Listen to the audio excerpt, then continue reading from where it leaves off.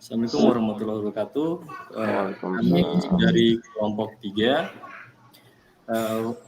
akan mempresentasikan proyek kami yang dengan topik sistem informasi pemesanan ruang kuliah atau kelas.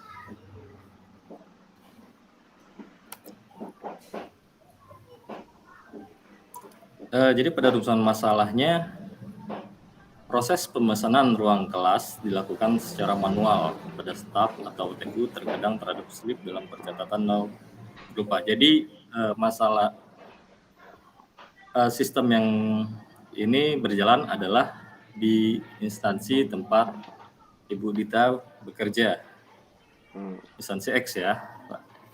Jadi pemesanan ruang kelas ini adalah kegiatan yang dilakukan untuk penjadwalan, termasuk penjadwalan terhadap ruang kelas yang akan dilaksanakan setiap semesternya. Nah, ketika ada perubahan, mereka mencatat kepada staf atau TU. Terkadang ada slip atau kesalahan dalam pencatatan atau bisa terlupa, sehingga di proses yang lama pemesanan masih ada terabaikan antar kelas dari setiap pengajar atau dosen dalam penggunaan ruang. Dan karena tidak ada konfirmasi kelas yang kosong, mereka kadang ini tidak terjadinya kurangnya konfirmasi. Jadi dari mana tadi? Dari TU, dari staf atau TU dari sekretariat, kelas-kelas yang kosong ini kadang tidak tercatat karena tadi slip atau lupa, sehingga kadang terjadi tadi tabrakan kelas. Tabrakan kelas ini tabrakan antara kelas-kelas dengan mata kuliah tertentu dengan dosen tertentu. Dia merubah kelas di waktu yang sama, sehingga ada ruang yang tidak bisa digunakan karena ruangnya jadi penuh karena kesamaan ruangnya. Nah, untuk sistem yang akan kami bangun, ada proses bisnisnya adalah seperti ini. Ada admin yang untuk melakukan pengolahan master data terhadap master data perkuliahan tadi. Antara lain adalah master data, nanti dijabarkan di DFD-nya. Dan dosen admin memesan kelas untuk program sesuai dengan kebutuhan mahasiswa per semesternya. Jadi admin melakukan pemesanan kelas untuk secara reguler untuk dalam waktu 1 semester, dari mulai dia ruangnya, dari minggunya sesuai dengan jadwal yang telah dilakukan dari program studi atau dari jurusan. Nah, dalam konteks ini dosen bisa mengganti kelas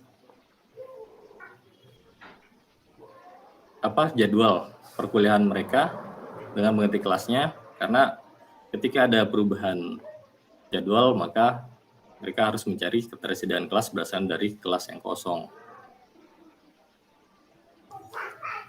Ini penggambaran dari level 0-nya. Admin melakukan pengolahan master data, salah sih, judulnya salah kayaknya. Ini tengahnya salah Pak. Prosesnya admin melakukan proses pengolahan terhadap data ruang kelas, dan dosen juga bisa melakukannya. Di DFD level 1-nya ada proses bisnisnya.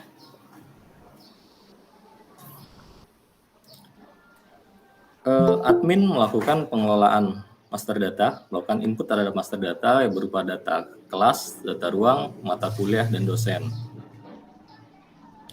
Dari hasil inputan data, keempat data tersebut maka bisa dikelola dengan data perkuliahan. Data perkuliahan ini isinya adalah tadi dosen, mata kuliah, kelas, dan ruangnya. Dari data kuliah ini bisa masuk ke pengolahan sebagai data ruang, jadwal ruangnya.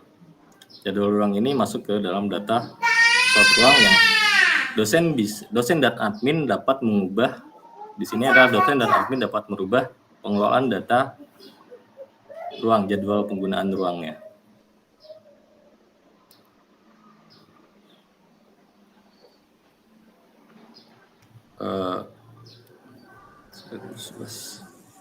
Untuk selanjutnya dilanjutkan oleh Mbak Dita. Ya, baik.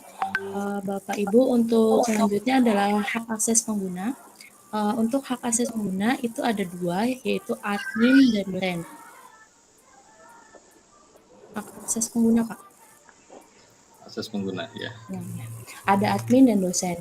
Admin inputkan data ruang kelas dan mengubah master data berupa data kelas, data dosen, data ruangan, dan data mata kuliah berdasarkan dari jadwal yang diberikan oleh program studi.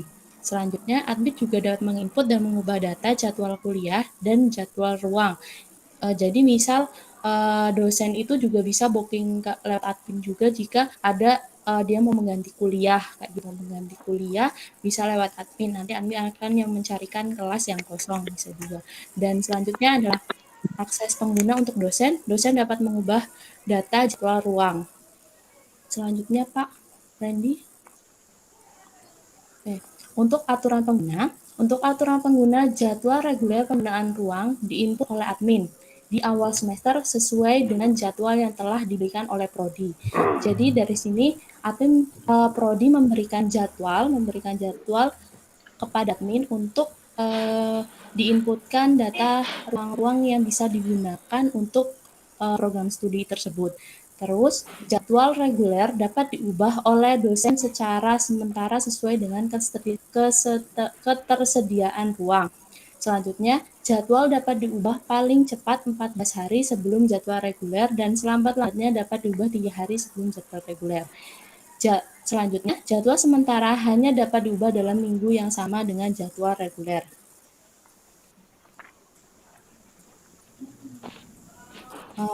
Harapan dari sistem yang akan dibangun, yakni dari proses yang sebelumnya manual menjadi proses yang tersistem dan lebih mudah, dan meminimalisir akan terjadinya tabrakan kelas atau pemesanan kelas dengan tempat dan di jam yang sama, dan membantu dosen dalam memesan ruang kelas untuk mengganti kuliah yang kosong.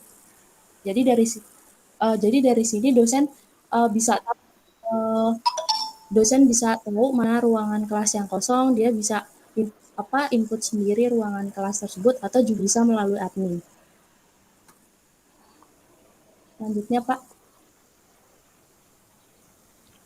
perancangan pengembangan sistem itu bisa untuk kelompok kami menggunakan PHP, terus database MySQL dan web editor. Sekian presentasi dari kelompok 4. Bu. Terima kasih.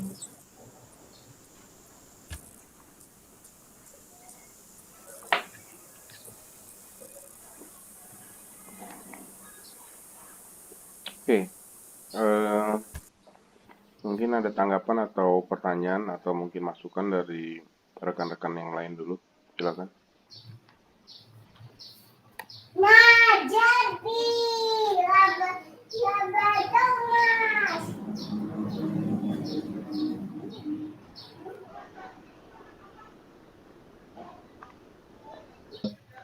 Tanggapan dari rekan-rekan atau tambahan atau ada pertanyaan?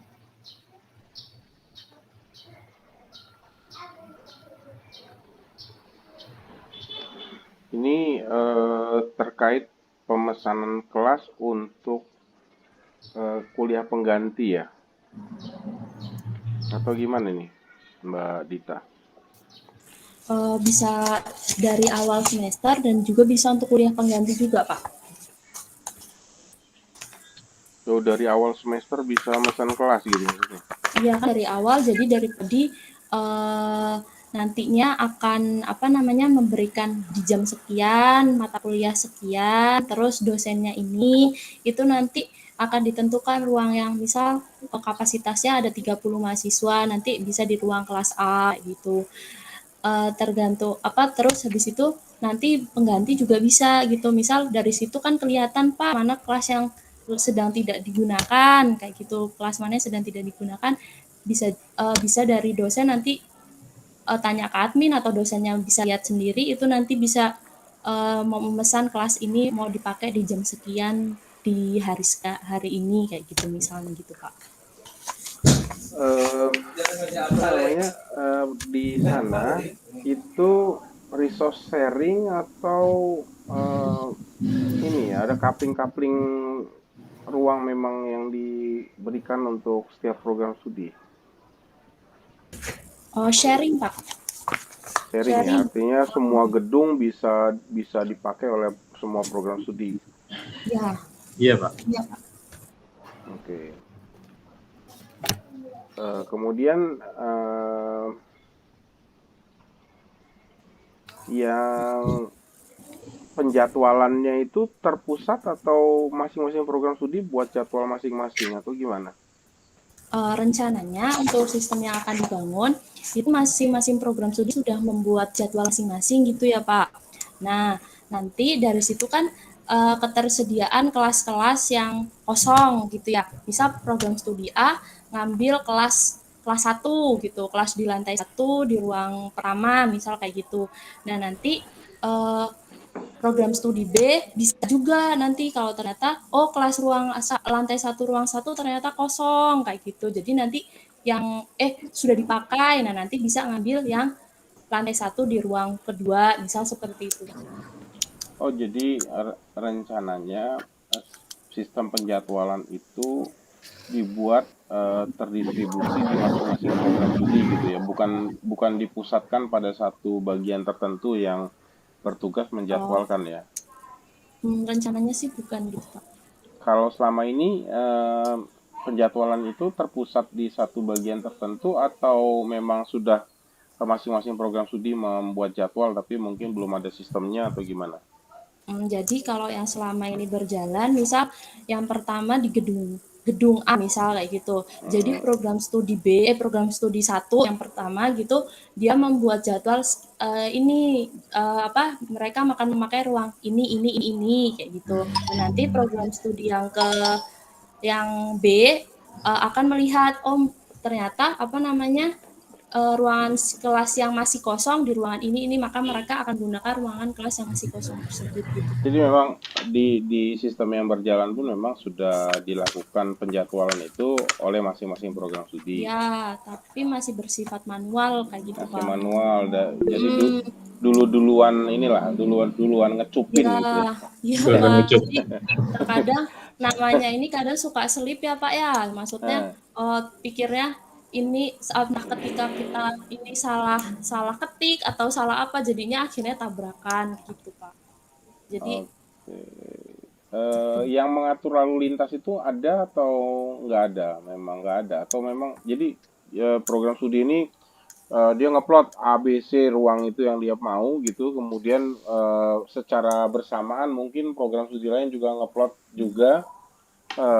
Itu diserahkan pada satu unit tertentu atau ya pokoknya masing-masing ngeplot aja gitu. Kemudian akhirnya jadi tabrakan itu.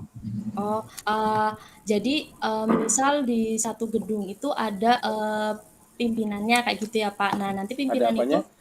pimpinannya kayak gitu, Pak. Jadi Oh, nanti di masing-masing gedung itu ada penanggung jawabnya.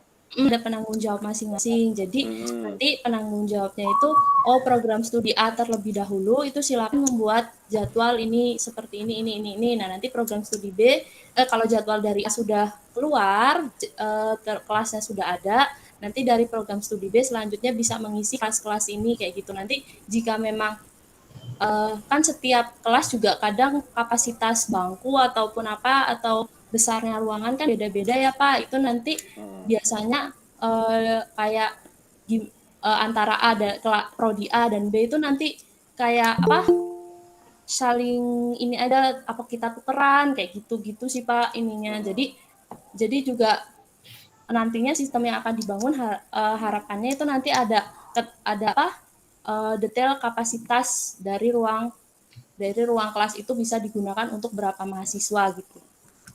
Ya. Em,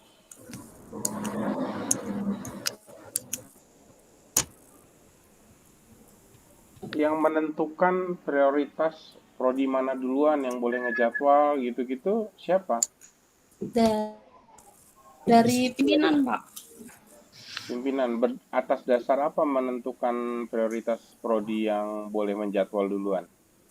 nanti bergilir aja Pak, misal di semester ini nanti prodi A, di semester ini nanti prodi B gitu. Jadi nggak iri-irian gitu Pak. Oh, oh gitu. Jadi, ya, ya ini saya karena ini kan pola penjadwalannya agak berbeda dengan apa yang ada di Ah, Dharma Jaya ya. Kalau Dharma iya Jaya kan Pak.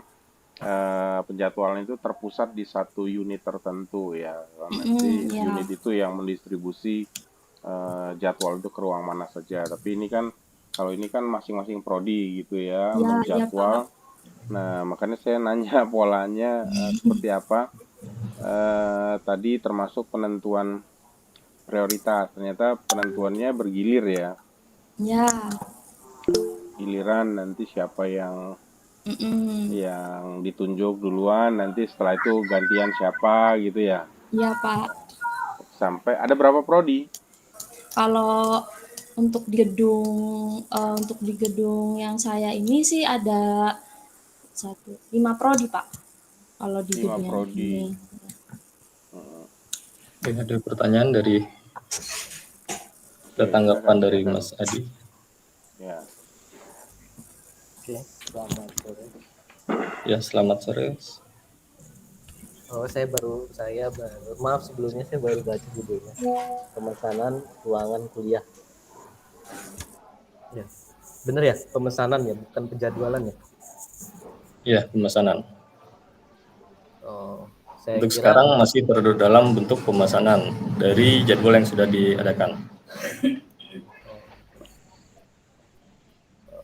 ini berarti memesan dengan melihat ruangan yang kosong, atau kita memesan saja, saya mau pesan ruangan ini untuk kuliah engineering di hari Sabtu jam 3 misal, seperti itu, atau gimana?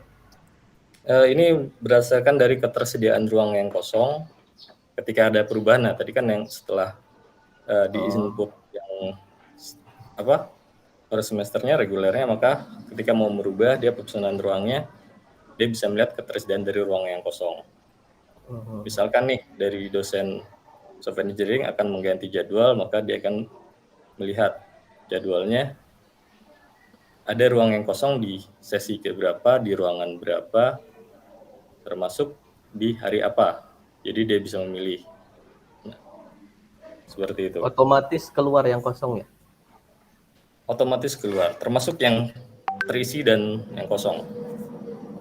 Soalnya saya pernah baca untuk penjadwalan ini sebenarnya bisa menggunakan beberapa metode algoritma seperti genetika atau tabuset atau genetika tabuset, atau banyak lain lagi. Yang lain mungkin ada particle swarm optimist atau PSO, atau banyak lagi ya. Saya baru baca beberapa saja. Mungkin bisa untuk otomatisasi kerja sistemnya gitu.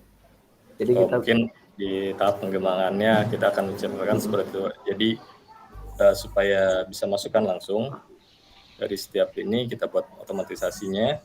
Saya pakai algoritma atau genetik tadi. Supaya langsung ini, tapi untuk saat ini yang sistem yang kami buat, mungkin untuk di pengembangan di tahap selanjutnya mungkin berubah jadi pengelolaan ruang ya. Ini pemesanannya ketika jadwalnya sudah ada dan sudah di input, maka ketika ada perubahan jadwal, dosen bisa mengganti sesuai dengan ketersediaan ruang yang ada, slot ruang di hari apa, jam berapa, sesi berapa.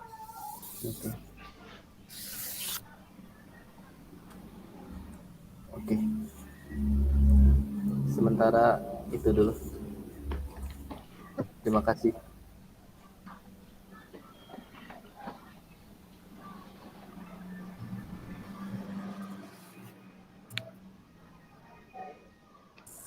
Silakan yang lain. Bapak.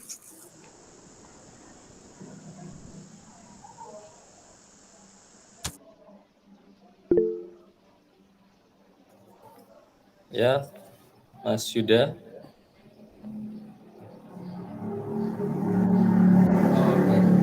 Assalamualaikum warahmatullahi wabarakatuh.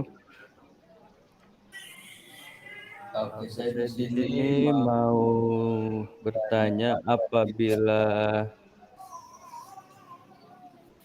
jadwal dosen dosen misal misalkan hari Senin jam 8, itu tiba-tiba hari itu juga dosen berhalangan dan mau diganti misalkan jam selanjutnya atau jam 1 siang, itu gimana alurnya? Masih bisa atau tidak? Pasya, Tolong Davin, ininya paket. penjelasan alur Pasya, Davin, Pin, programnya. Pasya, Oke. Oh ya, paket. untuk perubahan jadwal di seketika tadi sesuai dengan alur aturan Paket pembinaan itu bahwa tuh. ada pembatasan bahwa dosen hanya bisa merubah paling lambat adalah 3 hari sebelum perkuliahan regulernya dimulai. Masa jadwal yang sebelum dirubah dia ada 3 hari, berarti sebelum paling lambat adalah 3 hari itu dosen bisa merubah ya atau maju atau mundur. Dan posisinya adalah dari waktu penggantinya. Waktu pengganti itu hanya bisa dilakukan di 1 minggu yang sama penggunaan ruangnya. 1 minggu yang sama dengan jadwal yang seharusnya yang ada.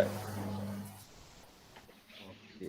Jadi kalau Jadi misalkan ketika tiba-tiba belum bisa digunakan oh iya. karena harus diumumkan juga ke mahasiswanya. Ya, jadi alurnya dosen itu kemana nih? Langsung ngisi atau ke admin atau gimana ininya? Dosen untuk alurnya dosen bisa langsung login di sistem dan nanti di situ ada menu langsung untuk update perubahan atau update jadwal penggunaan ruangnya, jadwal perkuliahannya. Berarti admin ya Pak Randy ya? Oh enggak, dosen bisa langsung login untuk Oh, login menginput sendiri. Oh begitu. Oke. Ini tadi belum ke pengelolaan ya? Masih ke apa tadi judulnya? Pemesanan. Pemesanan kelas ya. Di situ ada nggak misalkan untuk mahasiswa yang misalkan dia nggak bisa ikut kelas pagi, terus ikut di kelas sore misalkan, tapi prodi yang berbeda. Ada nggak di situ untuk ininya, fasilitasnya, fiturnya maksud saya? Untuk saat ini tidak ada fitur dan tampaknya ketika mahasiswa mengganti jadwal perkuliahannya sendiri tanpa konfirmasi di dosen, ini akan menyiapkan dengan tidak sesuai dengan regulasi yang berlaku di instansi tersebut. Karena artinya mahasiswa ingin mengganti jadwal mereka sendiri kan. Ketika mereka jadwal itu tidak bisa. Jadi otoritas untuk yang merubah adalah hanya dosen dan admin. Mahasiswa belum bisa.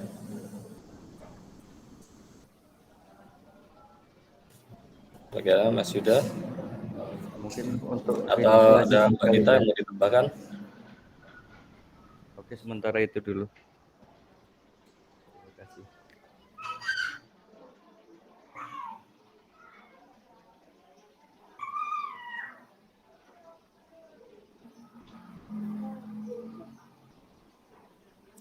Ada lagi yang ingin menanggapi tanggapannya?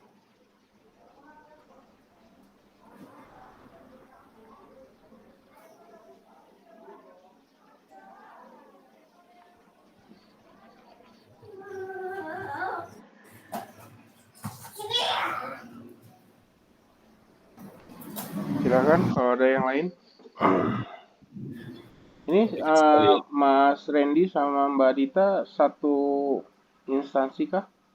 Oh enggak Pak. Oh enggak. Tapi kok kayaknya Mas Randy menguasai juga ya. Karena saya mempelajari dulu Pak. Oh ya, bagus.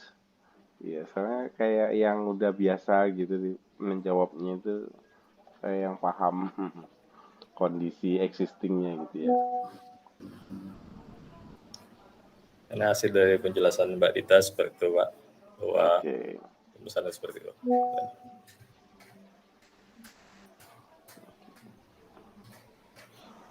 Silakan yang lain. sedikit sekali ya yang hadir. Mbak Igna mungkin sepertinya ada yang ingin ditanyakan atau ada yang disampaikan tapi masih nyangkut di leher kayaknya gitu. Silakan Mbak Igna.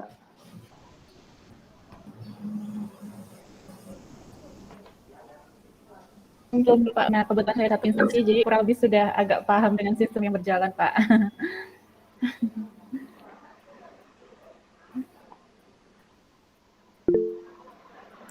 Oh ya, Mas Adi silakan Boleh?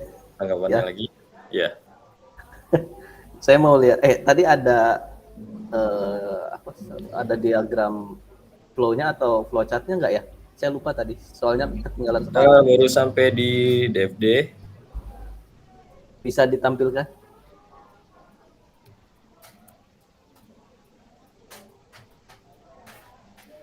Sini.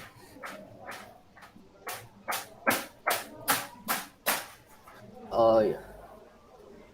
Mungkin ini pertanyaan kemarin ya, belum sempat terjawab Pak Teddy. Saya baru ingat lagi. Itu kan kalau saya nggak salah ingat, kemarin Pak Teddy bilang minggu lalu ada eksternal, internal, itu tanda panahnya mempengaruhi tanda panah bolak-balik atau searah seperti itu. Nah, jika yang berinteraksi itu sistem dengan sistem, itu gimana ya Pak? Maksudnya ada API diakses oleh sistem gitu. Itu misal contohnya sistem ke sistem. Oke, berarti saya yang jawab ini ya. Ya, terima kasih Pak. Ya kemarin kebetulan ada insiden ya, jadi nggak sempat dijawab. Ya, jadi kalau sistem ke sistem sebenarnya perlakuannya sama. Jadi yang namanya eksternal entitas dari sebuah sistem itu bisa berupa orang, bisa berupa organisasi, bisa berupa unit kerja tertentu, bisa juga berupa sistem lain yang berinteraksi dengan sistem yang sedang dikembangkan. Nah, pada posisi sistem itu sebagai eksternal entitas, maka sistem itu digambar menggunakan simbol eksternal, yaitu simbol 4 persegi panjang. Jadi misal ada sistem akademik berinteraksi dengan sistem keuangan, ya, di mana misalnya sistem akademik membutuhkan informasi pembayaran mahasiswa untuk menentukan apakah mahasiswa itu boleh ikut ujian atau tidak, gitu kan. Nah, yang kita kembangkan adalah sistem informasi akademik. Tapi sistem informasi akademik ini membutuhkan data dari sistem lain. Nah, posisinya itu sistem informasi keuangan tetap kita gambar sebagai eksternal entitas, namanya sistem informasi keuangan. Kemudian aliran datanya ya kita gambarkan. Apa yang mengalir, misalnya data pembayaran siswa, data pembayaran mahasiswa, yaitu dia mengalir ke ke dalam sistem yang dikembangkan. Sebaliknya, pada saat sistem yang dikembangkan itu mungkin mengeluarkan atau memberikan output yang menjadi inputan bagi sistem keuangan, itu juga tinggal dibuatkan data flow mengalir dari sistem yang dikembangkan ke dalam eksternal entitasnya. Jadi pola memodelkannya tetap sama, gitu. Apa bisa menjawab yang ditanyakan atau mungkin ada yang ingin diperdalam? Silakan Mas Adi. Jadi yang misal apa ya? Yang sering saya temui aja ya Pak, supaya lebih. FBI sistemnya BPJS misal. Nah, itu kan kita memerintah atau memberikan informasi NIK sekian, itu statusnya apa? Aktif atau tidak aktif gitu, misal kita lempar ke FBI sistem. Dia kan mengembalikan informasi sesuai dengan yang diminta. Nah, itu panahnya bolak-balik atau searah? Oke, kalau API ini kan sebenarnya dalam model kan digambarkannya dalam bentuk data flow ya.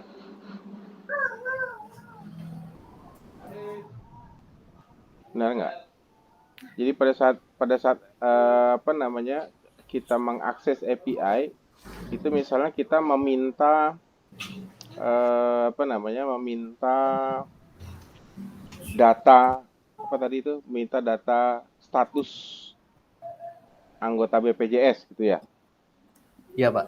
Nah, itu kan berarti kan misalnya yang meminta status itu berarti kan kita kirimkan ininya ya, nomor BPJS-nya kan gitu. Artinya yang flow yang mengalir ke dalam eksternal sistem BPJS itu adalah nomor BPJS. Kemudian nanti dari sistem BPJS itu akan memberikan inputan ke sistem kita berupa flag apakah aktif atau tidak aktif gitu kan. Ya hanya panah masuk dan panah keluar. Kalau misalnya itu dilakukan dalam waktu yang relatif bersamaan, maka kita bisa gambar dalam satu flow yang panahnya bolak-balik. Tapi kalau dia waktunya mungkin misalnya apa namanya di requestnya hari ini besok baru dapat responnya, maka panah flow-nya itu kita bisa buat dua flow. Satu flow ke eksternal dan satu flow dari eksternal. Gitu. Kalau misalnya real time langsung, ya kita buat aja satu flow dengan panah bolak-balik. Oke. Kalau seperti ini Pak, yang ada di gambar ini ada suatu ruangan dengan pengelolaan data ruangan ini ada tanda panah terpisah seperti itu gimana Pak? Yang mana? Yang pengelolaan data ruangan ke slot ruangan atau ke dosen itu kan ada dua panah. Ke admin atau ke dosen tuh? Oh enggak, yang ke ruangan. Oh ke slot, ke ya, data store ya? Itu kan ada. Itu berarti harus begitu atau bisa satu aja dibuat panah ini kan karena ininya ya, karena apa namanya prosesnya ini adalah proses yang belum atomik ya. Belum atomik itu dalam artian proses pengelolaan data ruangan ini kan sebenarnya masih bisa kita explode down menjadi beberapa proses yang lebih detail. Ya kan? Artinya proses pengelolaan data ruangan ini kan adalah proses besar yang belum bisa kita identifikasi flow itu maksudnya flow apa gitu ya. Nah, tapi kalau kita bisa identifikasi misalnya nih pengelolaan data keuangan itu misalnya ada salah satu explode down-nya adalah input data ruangan. Kalau input data ruangan berarti kan flow-nya itu menuju data store slot ruangan. Ya. Karena input kan berarti saving data ya, menyimpan, writing data ke storage. Ya. Sedangkan nanti ada sisi lain proses dari child-nya si pengelolaan data ruangan ini, misalnya proses display list ruangan. Display list ruangan itu berarti dia kan read ya. Ya. Retrieve data dari storage, maka flow-nya adalah dari storage ke dalam proses. Nah, pada saat input dan retrieve ini kan adalah dua hal yang berbeda yang mungkin dilakukan juga pada waktu yang berbeda, maka flow-nya tidak digambar dalam satu flow dengan panah bolak-balik, tetapi digambar dalam flow yang berbeda. Satu masuk, satu keluar, begitu. Oke, Pak. Mulai tercerahkan, Pak. Karena nanti waktu kita turunkan ini kan tadi saya bilang ya, pengelolaan data ruang ini kan bukanlah proses yang atomik, artinya di dalam proses ini ada banyak proses. Ini kan flow-nya akan berbeda-beda, maka gitu, nggak bisa kita jadikan satu. Gitu. Tadi saya bilang Waktu di dalam proses penginputan, dia flow-nya ke dalam storage, kemudian di proses retrieve, dia flow-nya dari storage ke proses. Ya, otomatis itu akan terpisah flow-nya, tidak jadi satu. Tapi mungkin ada proses lain, ya ada proses lain yang misalnya update data ruang. Update data ruang ini kan dia retrieve dan writing ke storage ya, maka itu bisa saja ada flow yang satu flow panahnya bolak-balik. Nah, tapi di dalam penggambaran parent itu tetap digambarnya cukup dua ini. Nanti di child kita boleh turunkan lebih detail dan itu tidak dianggap sebagai inkonsistensi gitu. Yang penting kalau ke dalam storage itu yang penting ada flow masuk dan ada flow keluar, maka di dalam child-nya kita bisa buat beberapa flow masuk dan keluar. Tidak hanya dua ya. Kalau di sini kan hanya ada dua flow masuk, flow keluar. Satu flow masuk, satu flow keluar. Di child-nya itu bisa lebih dari itu. Yang penting ada yang masuk dan ada yang keluar. Kalau yang ke storage ya.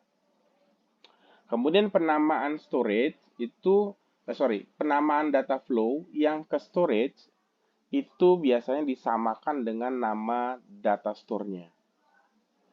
Jadi kalau misalnya slot ruang, nama data store-nya, maka data flow-nya ditulisnya slot ruang. Boleh nggak beda? Boleh. Tapi biasanya kalau dia berbeda, yang ditulis itu adalah explode down dari data storage-nya. Misalnya, slot ruang itu terdiri dari atribut kode ruang, nama ruang, kapasitas ruang. Nah, di dalam data flow-nya boleh saja kita masukkan kode ruang, karena kode ruang itu merupakan explode down dari slot ruang. Gitu. Cuma kalau kita manual kan agak repot ya. Kalau pakai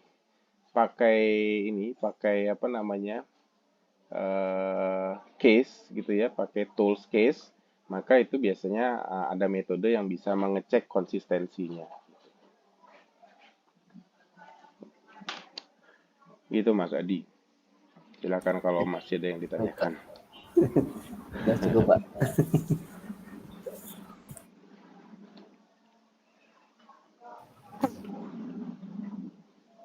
Ada yang lain? Tanggapan yang lain mungkin?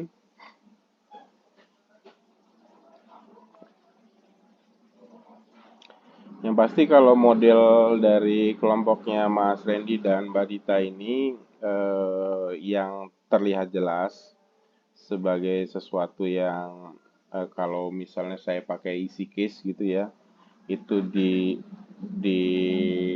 cek itu biasanya akan error adalah karena data flow-nya tidak diberi keterangan. Jadi harusnya setiap data flow itu harus ada keterangan sebenarnya gitu ya. Nggak boleh kita gambar cuma data flow seperti itu. Beda Jadi ya. ada keterangan input output prosesnya ya Pak ya? Ada keterangan itu flow apa? Flow apa? Misalnya dari yang pengolahan data ruang dari dosen ada, berarti di sini bisa muncul updating data ya Pak ya? Iya. Biasanya nama data flow itu kata benda. Oh ya. Kalau updating itu kan kata kerja ya. Oh itu ya. menunjukkan proses. Oh, berarti gitu. kan nanti ini mau dipecah nih Pak, di level 2-nya ada di parent untuk pengolahan data ruang ini nanti ada inputan, bisa kita bagi dengan inputan awal dengan updating kan Pak? Iya. Nah, karena dosen tidak bisa inputan awal, yang bisa inputan awal adalah admin aja. Dosen berarti nanti di situ dosen baru nih kan data ruang update atau data ruang baru. Slot ruang baru, slot usulan atau retrieve dari slot ruangnya. Dia harus ada keterangan di flow-nya, Pak ya? Ada keterangan di flow-nya. Jadi beda ya kalau kita gambar pakai use case diagram. Use case diagram itu di relationship-nya tidak perlu ada keterangan. Kalau use case diagram biasanya tidak diberikan keterangan apa, hanya paling dikasih keterangannya include, extend gitu doang ya. Nah, tapi kalau di data flow diagram, dia biasanya menuntut harus diberi keterangan karena memang di data flow diagram itu harusnya user atau pengguna itu bisa langsung memahami alur sistem secara jelas hanya dengan melihat data flow diagramnya saja. Sedangkan use case diagram kita boleh menggambar itu tanpa keterangan, ya memang tidak pakai keterangan, tapi biasanya kita untuk memahami flow di dalam use case diagram itu seperti apa yang jelasnya, biasanya kita perlu membaca use case skenario-nya gitu. Ya ada plus minusnya, masing-masing tools kan tidak ini ya, tidak bisa disamakan gitu.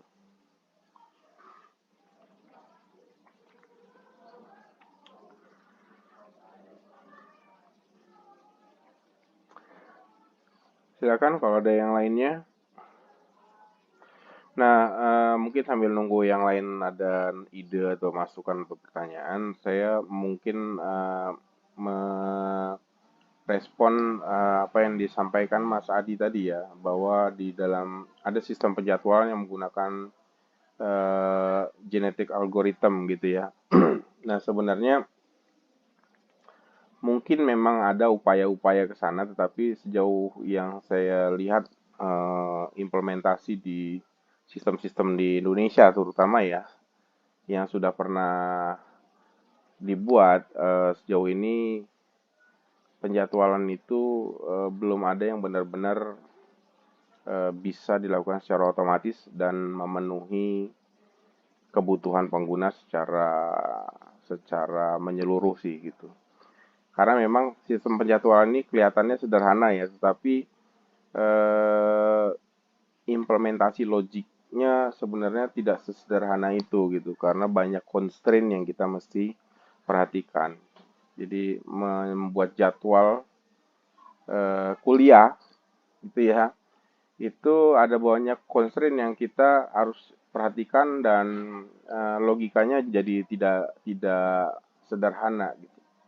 Apa aja misalnya dari sisi constraint ruang tadi ada waktu, ada kapasitas yang mesti diperhatikan gitu kan.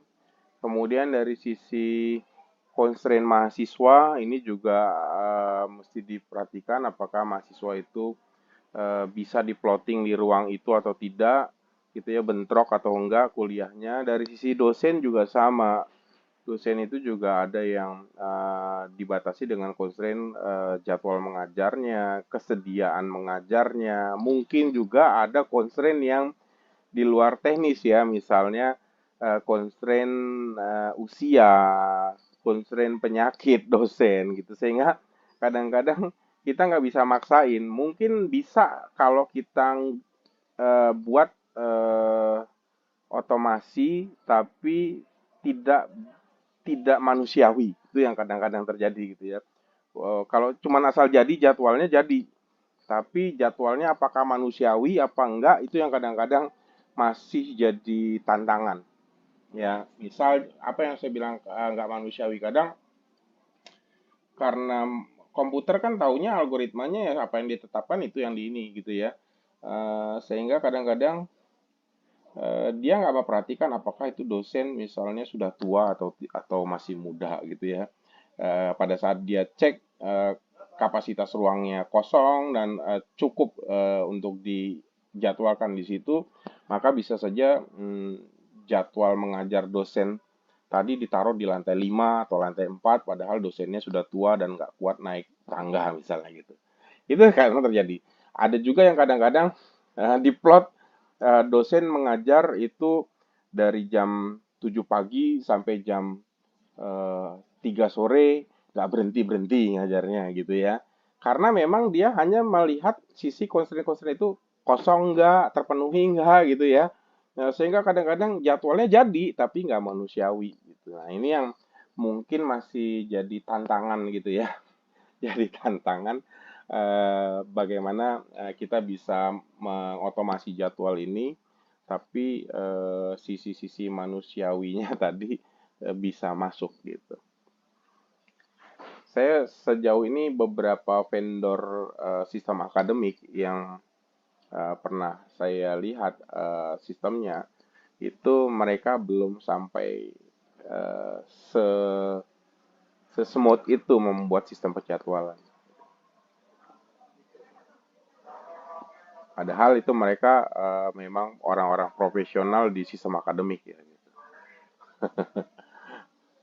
Mungkin kalau Mas Adi bisa membangun sistem penjadwalan yang bagus pasti laku tuh Mas gitu. Nanti di embed ke sistem akademiknya siapa gitu.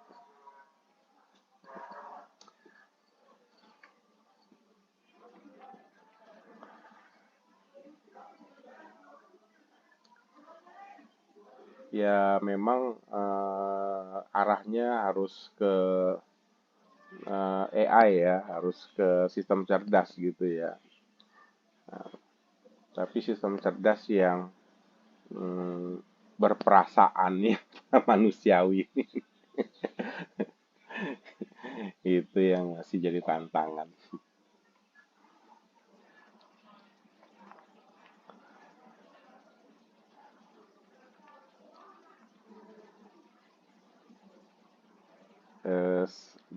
Terus beda-beda lagi kadang-kadang juga antara aturan akademik satu dengan lainnya juga kadang-kadang kan suka berbeda gitu ya. Kayak tadi saya bilang di Dharma Jaya ini dia plotting itu dilakukan oleh satu unit.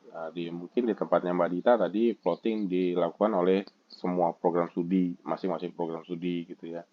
Kemudian mungkin di tempat Mbak Dita, di Dharma Jaya itu resource sharing gitu ya. Mungkin di tempat lain ada yang sudah punya blok-blok ini ya, ruang gitu ya. Sehingga beda lagi aturan main dan kondisinya.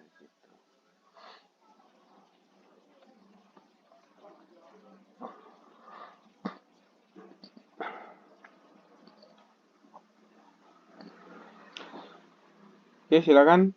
Yang lain mana nih yang biasanya suka nanya mana Mas? Mas siapa?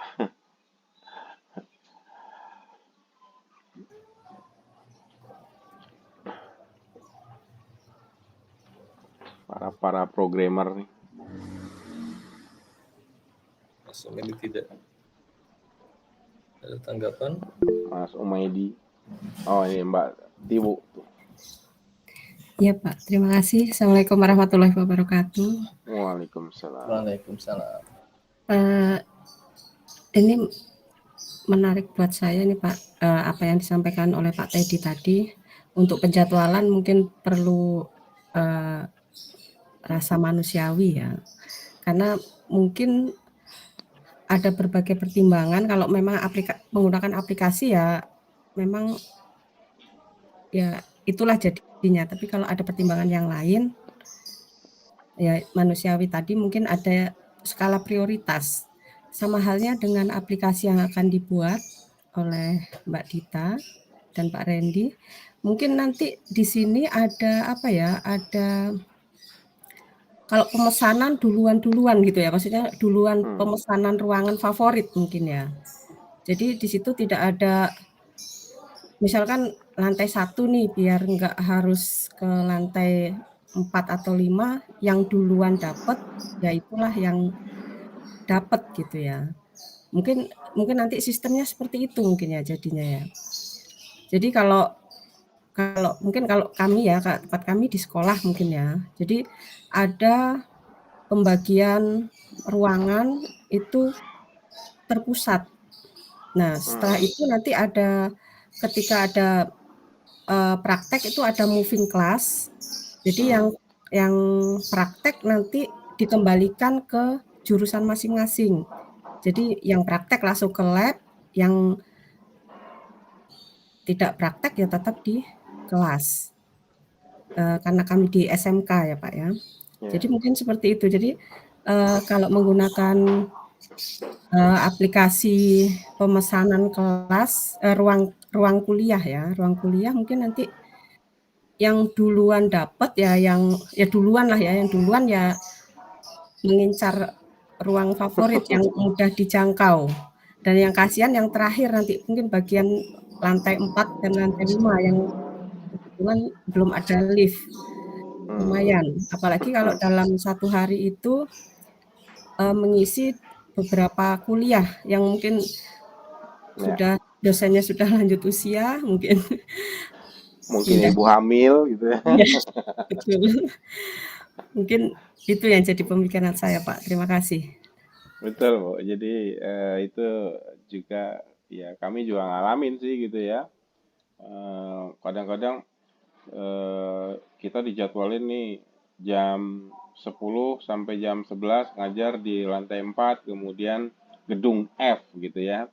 Kemudian tiba-tiba lanjut jam 12-nya ngajar di gedung G lantai 3. Itu harus turun dulu lantai 1, naik lagi lantai 3 gitu ya.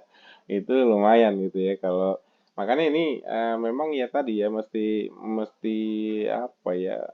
Ya ada ininya, ada peri kemanusiaan ya, gimana caranya bikin jadwal yang berperi kemanusiaan gitu ya. Itu jadi tantangan sih.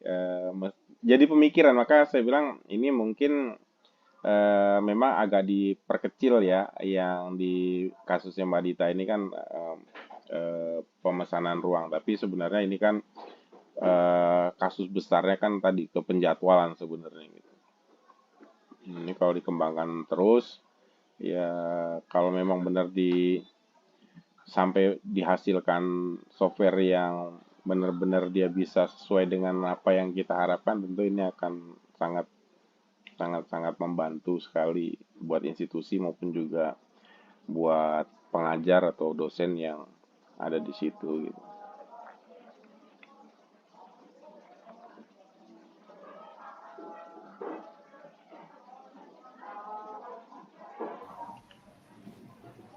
Butuh inovasi yang pasti ya, butuh inovasi. Yang akhirnya logikanya yang tadinya kayaknya gampang jadi nggak gampang gitu. Ada banyak constraint sama parameter lain itu, Pak. Betul. Ya mungkin Mas Adi yang pernah dilihat tadi yang pakai beberapa metode tadi seperti apa yang Mas Adi lihat? Bisa berbagi mungkin.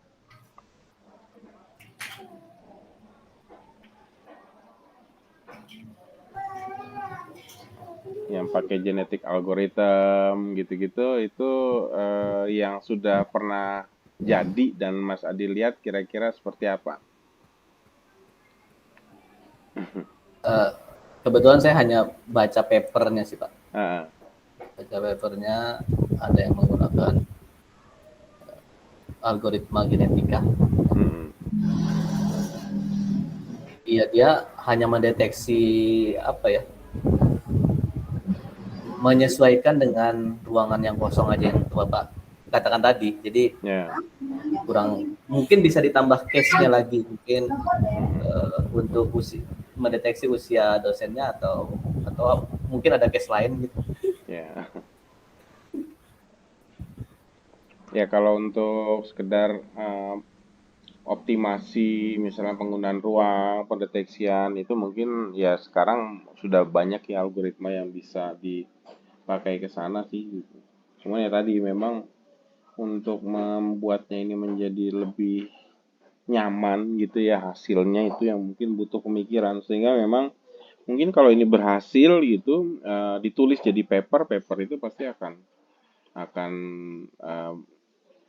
banyak paper reputasi yang mau terima gitu. Bisa jadi topik tesis nih gitu. Saya tantang jadi topik tesis Dikembangkan gitu ya Pak ya. Jadi arahnya bukan cuma pemesanan tapi pengelolaan jadwal ya Pak ya. Ya, pengelolaan jadwal tapi tadi ya yang memang nggak cuma sekedar menuhin slot-slot tapi juga memang ada kebaharuan di sana di mana constraint yang mungkin non teknis itu juga diperhatikan. Gitu. Ya karena dari yang tadi kata Mas Adi tadi saya sudah beberapa melihat yang pakai genetik algoritma itu dia biasanya constraint-nya hanya masuk ke wilayah waktu ketersediaan waktu aja. Biasanya hanya jadwal artinya ketersediaan waktu. Jadi ketika dia hanya bisa untuk hari Senin sampai dengan berapa sampai dengan jam berapa. Tapi yang tadi, kami belum menggunakan itu karena tadi ya kurang manusiawi juga. Kadang ada yang muncul dosen hanya jadwalnya adalah dari pagi di awal sesi sama Mm-mm. akhir sesi Ya, dan di gedung yang berbeda. Nah itu yang belum nah, kami bisa ya ini kan dan itu bukan cuma dosen loh yang mahasiswanya ini ya, juga mahasiswa juga kan. Kan nggak mungkin manusiawi bisa kalau mahasiswa ya. misalnya di jadwal pagi, kemudian nanti dia hilang ngeplong gitu ya. Baru di malam ada lagi gitu. Nah itu yang constraint yang belum masuk, termasuk tadi ada constraint sebenarnya ada di ide-idenya banyak Pak. Salah satu misalnya constraint untuk disabilitas kan, Ya, betul. itu harus ada. Nah itu yang mungkin masih belum kepikiran. Kalau mungkin untuk tesis kayaknya ada tantangannya. Iya, benar ini jadi tantangan kalau memang itu mau diseriusin, nah, coba jadiin tesis deh gitu ya. Nanti kalau memang berhasil, ya, itu banyak yang mau ini mensitasi, banyak yang mau mengadopsi itu pasti gitu. Ya siap Pak. Karena saya sendiri juga gini, ini kadang nih, ini kalau orang lihat gitu ya, orang lihat saya gitu. Mungkin secara usia saya masih tergolong orang yang masih mampu lah untuk naik lantai 5 dengan tangga misalnya gitu biasa. Tapi tim penjadwalan kayak di Dharma Jaya mereka tahu mereka nggak mau kasih saya di lantai 5. Kenapa?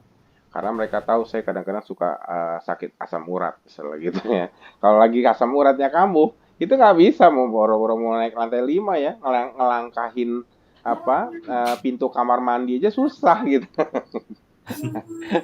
Nah, ini kan kalau komputer kan memang lemahnya komputer dibandingkan dengan manusia itu kan adalah pada itu ya, pada rasa empati itu gitu. Komputer nggak punya rasa itu gitu ya. Kalau dia suruh suruh saklek-saklek kan dia bisa aja dia buat jadwal, tapi ya apakah itu sesuai dengan peri kemanusiaan ini kadang-kadang masih tanda tanya. Makanya ada cita-cita besar pengembang perangkat komputer ini adalah bagaimana membangun sebuah sistem komputer yang satu saat komputer bisa punya perasaan gitu ya, sampai akhirnya muncul ide bagaimana mengembangkan sebuah prosesor yang dibangun dari DNA manusia gitu.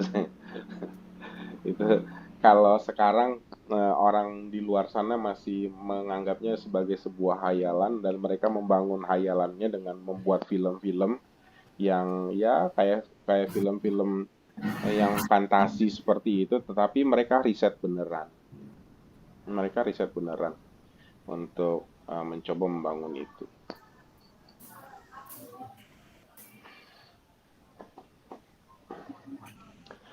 Oke, ada yang lain mungkin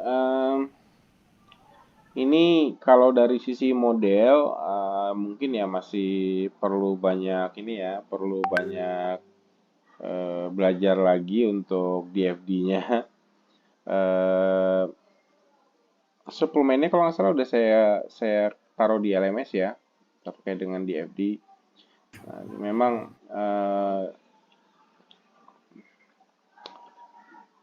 apa ya, ini gampang-gampang susah gitu ya, tapi beberapa aturan itu rasanya sudah cukup jelas untuk diikuti gitu. Yang pasti konsistensi parent dan child itu mesti diperhatikan. Nah, kalau ini kan kita lihat ya dari konsistensi antara kontek diagram dengan level ini udah jelas kelihatan nggak konsisten kan gitu ya. Di kontek diagram kalau nggak salah cuma ada 2 panah keluar masuk ke admin dan 2 panah keluar masuk ke dosen ya, tapi di childnya ini di turunannya kita lihat yang admin itu ada 6 panahnya, dosen 2, tapi adminnya ada 6. Nah, itu mesti di apa ya, mesti dikonsistenkan. Kemudian ini saya mungkin kasih satu masukan lagi, walaupun ini juga sebenarnya dibolehkan dan dibenarkan ya. Jadi menggambar data store di dalam data flow diagram, itu sebenarnya boleh aja kita menggambarnya di level table. Jadi yang dilakukan oleh Mas Randy dan Mbak Dita ini kan menggambar data store-nya table per table ya. Jadi ada table kelas, ada table ruang, ada table mata kuliah, ada table dosen, ada table slot ruang, ada table kuliah gitu ya. Nah, ini dibolehkan, tetapi memang syaratnya kalau kita menggambarnya dengan level table, ya maka semua table yang ada di dalam struktur database kita ya mesti muncul, gitu ya. Itu yang mesti dicatat. Tentu kalau semua muncul, kalau misalnya sistem database-nya itu sistem database yang kompleks, pasti jadi ruwet gambarnya, gitu kan. Jadi ruwet gitu. Dan ngegambarnya juga jadi pusing gitu. Nah, sebenarnya solusinya atau yang sering saya lakukan adalah saya menggambar data store itu tidak pada level table, tetapi pada level database. Jadi yang digambarnya adalah database-nya. Jadi saya cukup tulis database akademik misalnya gitu ya. Pada saat database akademik, maka semua merujuk pada database akademik itu. Nanti pada saat database akademik itu akan didetailkan terdiri dari table apa saja, itu baru kita turunkan detailnya dalam bentuk relasi antar tabel atau dalam bentuk IR diagram. Gitu. Jadi detailnya struktur database di dalam sistem kita itu tidak digambar detail di FD, tetapi detailnya digambar di relasi antar tabel atau di dalam IR. Kalau saya biasanya lebih memilih itu. Kalau misalnya tabelnya sedikit, ya, yang terlibat memang sedikit dan yang digunakan juga sedikit, sih mungkin akan jauh lebih baik kalau memang digambar dalam bentuk table, karena memang bentuk itu akan lebih jelas terlihat. Gitu. Tapi jadi tidak konsisten kalau misalnya ada table yang sebenarnya dia terlibat tapi tidak dimunculkan. Itu aja sih.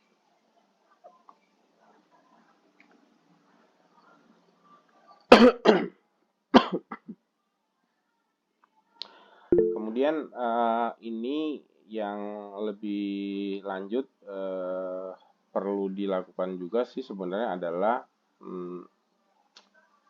proses-prosesnya tadi ya belum atomik sehingga mesti diturunkan lagi.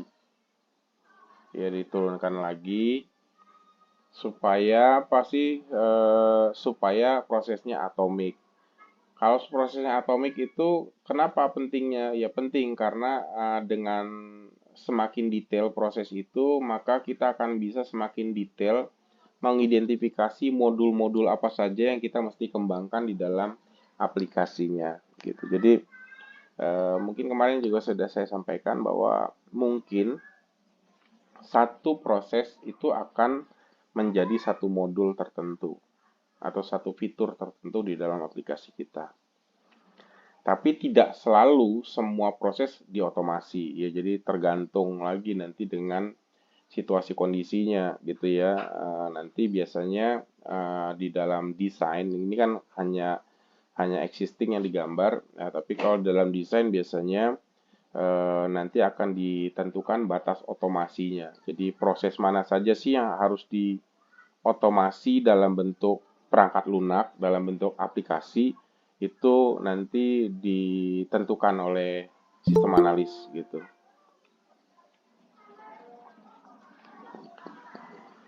Nah, sistem analis bisa menentukan apakah ini bisa diotomasi atau tidak bisa diotomasi ya biasanya berdasarkan pengalaman dan naluri programmingnya. Itu makanya seorang sistem analis biasanya perlu punya pengalaman programming gitu.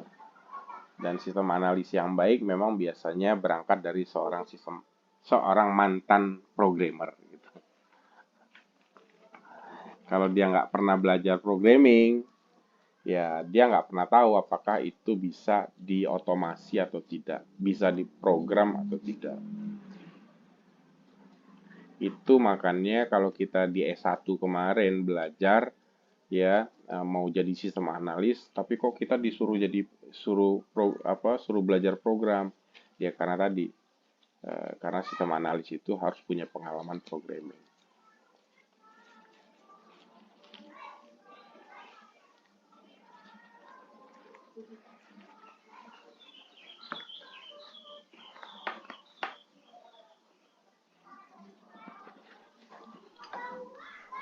Silakan kalau ada tanggapan, komentar, atau pertanyaan untuk, ya silakan Mas Yuda.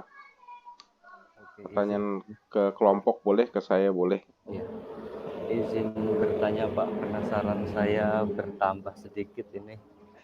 Jadi sistem pemesanan ini nanti basisnya web atau Android ya?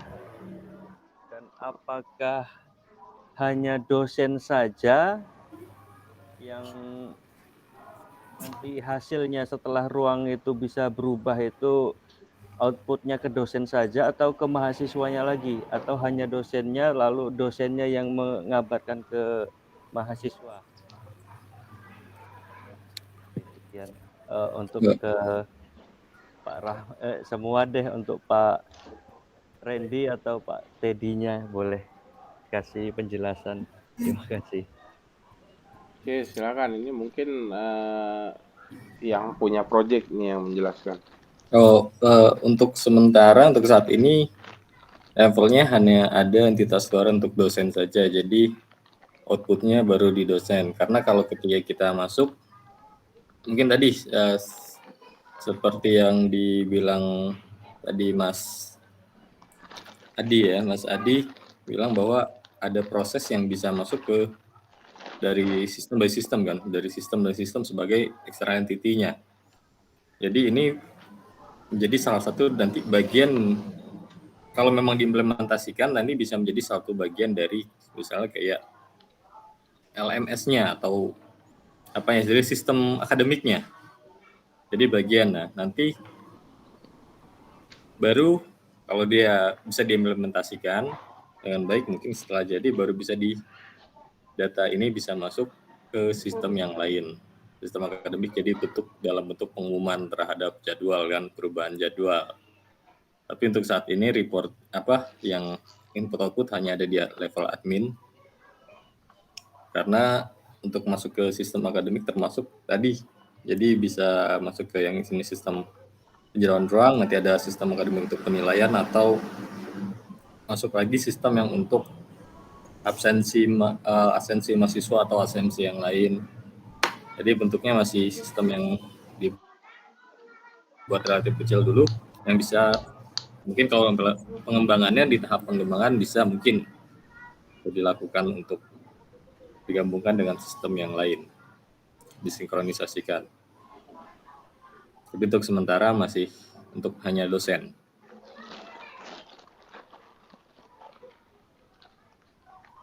Begitu Mas Yuda. Oke, terima kasih. Berarti setelah jadwal berhasil dirubah hanya ke dosennya saja ya. Jadi dosen harus memberi informasi lagi ke mahasiswanya yang nantinya akan kegiatan belajar mengajar ya.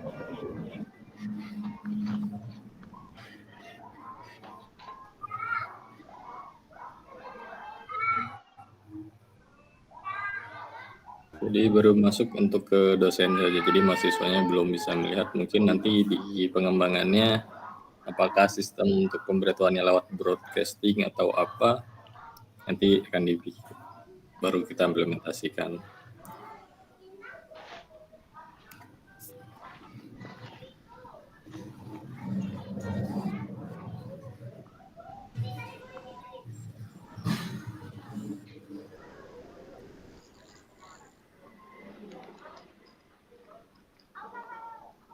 Ya, Mas Yuda,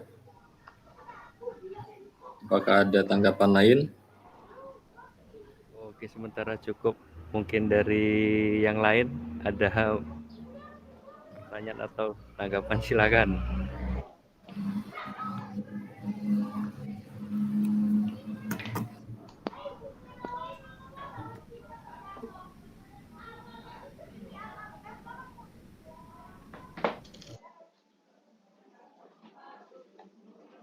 Gimana yang lain?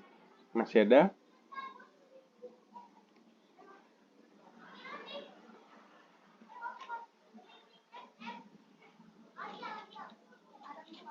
Atau sudah cukup?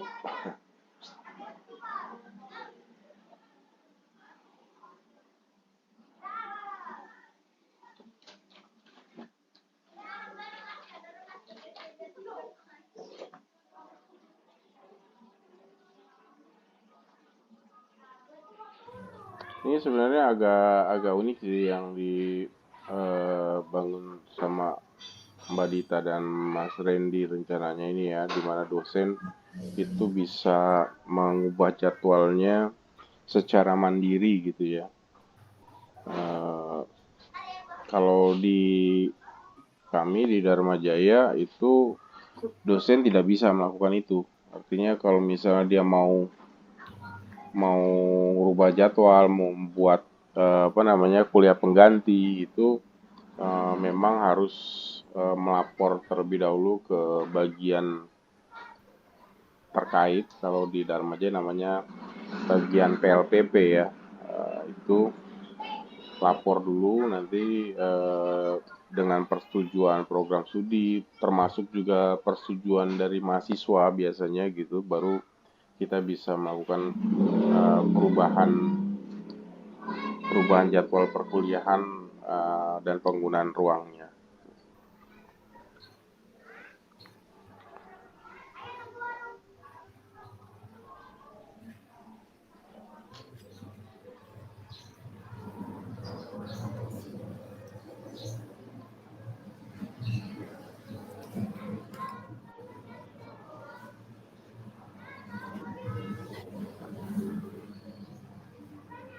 Lima program studi dengan jumlah dosen berapa banyak ini, Mbak Dita?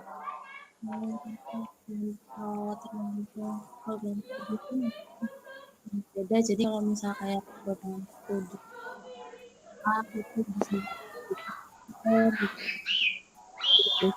gantung program studinya, Pak. Total ada berapa dosen? Total kalau untuk yang jadi satu gedung itu bisa ada lebih dari satu fakultas ya Pak ya, misal ada 2 fakultas gitu dalam satu gedung. Jadi untuk yang di fakultas yang saya ini itu ada 7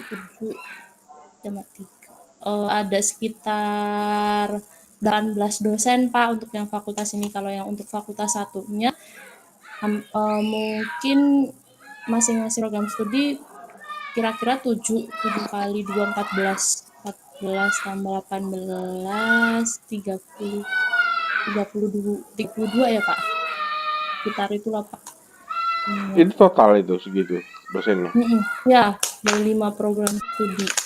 Dari 5 program studi dikit ya? Ya, karena masih ini kan Pak belum banyak ininya, masih program studi rata-rata program studi yang baru gitu Pak di gedungnya ini. Oh gitu.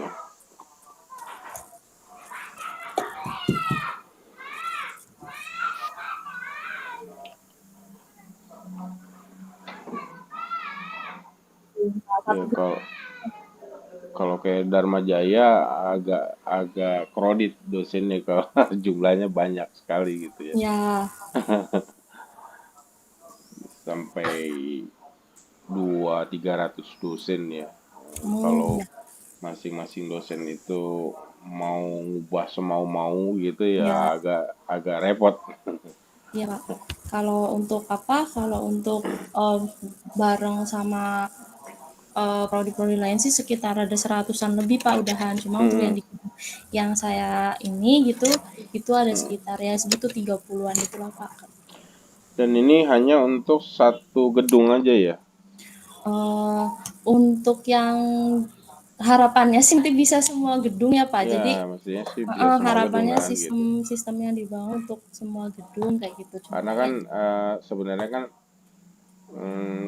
logika pembangunan aplikasinya sama aja kan, cuma ya bedanya menambahkan data value untuk ruang-ruang di gedung-gedung yang lain gedung aja lain. kan gitu. Iya Pak. Jadi membangun aplikasi ini untuk satu gedung dengan untuk banyak gedung ya sebenarnya sama aja ininya, Iya Pak. energinya gitu. Jadi bisa ngelihat dari gedung yang lainnya, ruangan yang kosong itu juga yang mana. Siapa tahu dari gedung A, program studi yang ada di gedung A bisa pakai kelas yang ada di gedung B, bisa kayak gitu ya Pak ya. Iya.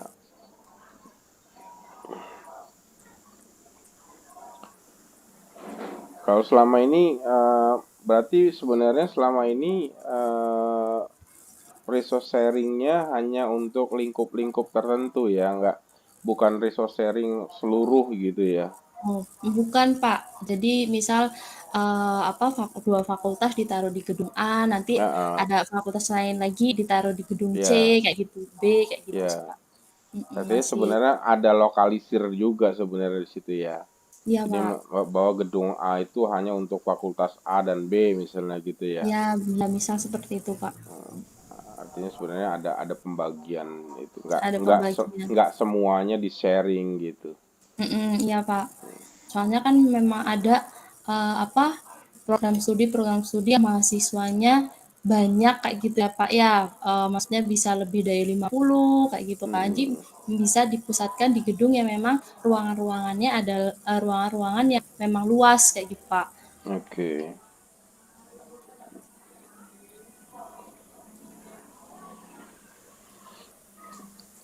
Ya, menarik sih.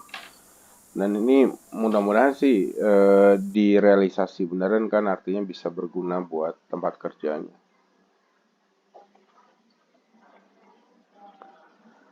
Dan ternyata ketika di ini tadi pembahasan lebih kompleks ya Pak. Jadi ada peri kemanusiaan dan peri keadilan. Iya, itu yang masih jadi problem di beberapa sistem-sistem akademik yang sudah komersial bahkan gitu ya. Jadi kalau kita yang pengembang-pengembang lokal bingung, ya wajar-wajar aja. Mereka yang profesional dan komersial pun masih bingung juga gitu. Nah, makanya saya tantang kalau mau ini jadi tesis, ya monggo, ini bisa jadi tesis sebenarnya gitu ya. Tapi muncul ada inovasi itu gitu. Dari sebuah pemesanan menjadi pengelolaan yang lebih kompleks.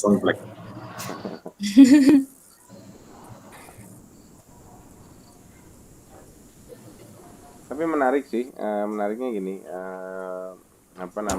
bahwa penjadwalan itu terdistribusi gitu ya di masing-masing prodi. Gitu.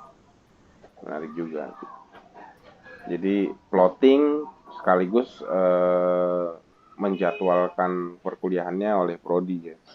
Kalau kami kan di Dharma Jaya kan plotting dilakukan oleh program studi, tapi nanti jadwalnya dilakukan oleh unit khusus gitu.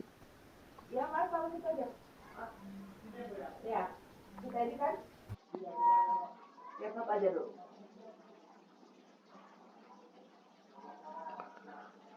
Ada lagi mungkin dari yang lain masukan?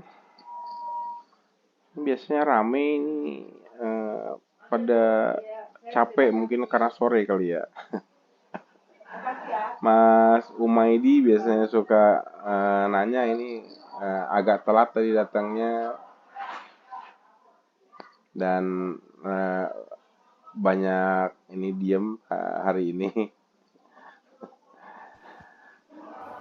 Mungkin sudah pada lelah. Mungkin lelah. Oke, mungkin masih ada lagi nggak Kalau nggak ada, mungkin kalau memang lelah ya kita istirahat. Cukup? Oke, cukup Pak kayaknya Pak. Cukup ya. Ya Pak. Oke, ya jadi untuk topik hari ini sebenarnya topik yang memang dibutuhkan. Pertama memang dibutuhkan, dan yang kedua masih banyak tantangan-tantangan di topik ini sebenarnya yang belum terpecahkan gitu ya. Jadi ini memang sebenarnya sesuatu yang menarik untuk bisa diseriusin dan dibangun sebuah inovasi yang bisa memenuhi tadi harapan-harapan seperti yang sempat saya sampaikan.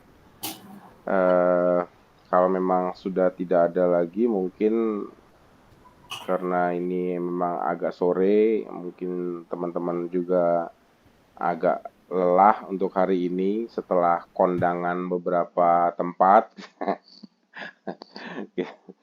Ya, mungkin kita nggak full time gitu ya hari ini, tapi apa yang sempat didiskusikan dari masukan dari Mas Adi itu juga cukup baik, dan ada juga tadi dari Mbak Tiwu gitu ya, itu juga bisa dijadikan masukan-masukan. Kita cukupkan mungkin ya. Oke, monggo ditutup dulu sama kelompoknya. Mbak Dita, silakan ditutup. Baik, terima kasih kepada Pak Sutedi, teman-teman atas presentasi kami dari kelompok 3. Jika ada salah kata ataupun masukan lagi, sebenarnya ada masukan, boleh chat kami.